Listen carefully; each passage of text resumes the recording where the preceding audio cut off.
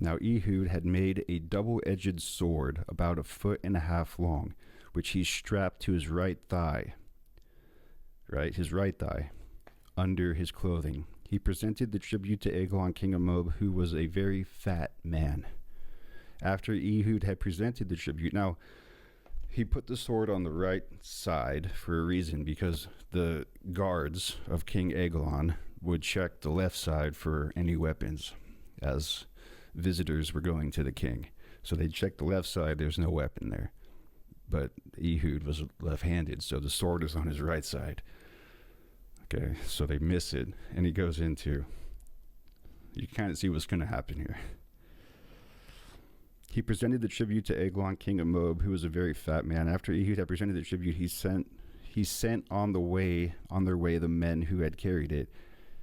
At the idols near Gilgal, he himself turned back and said, "I have a secret message for you, O king." The king said, "Quiet," and all the attendants in the room left. Ehud then approached him while he was sitting alone in the upper room of his summer palace and said, "I have a message from God for you."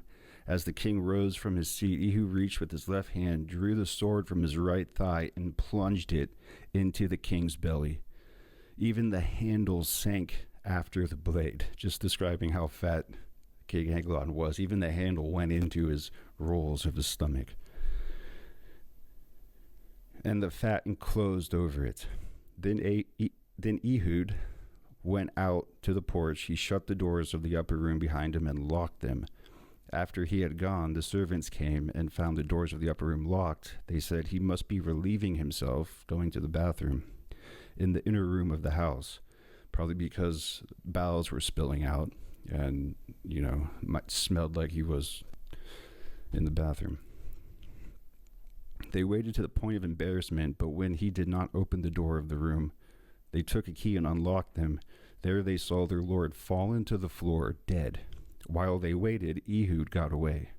He passed by the idols and escaped to Gera.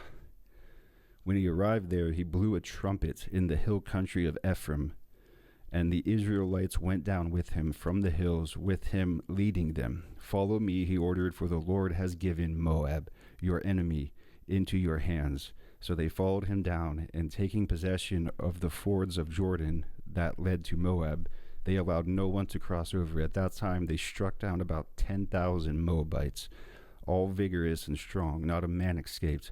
That day Moab was made subject to Israel, and the land had peace for 80 years.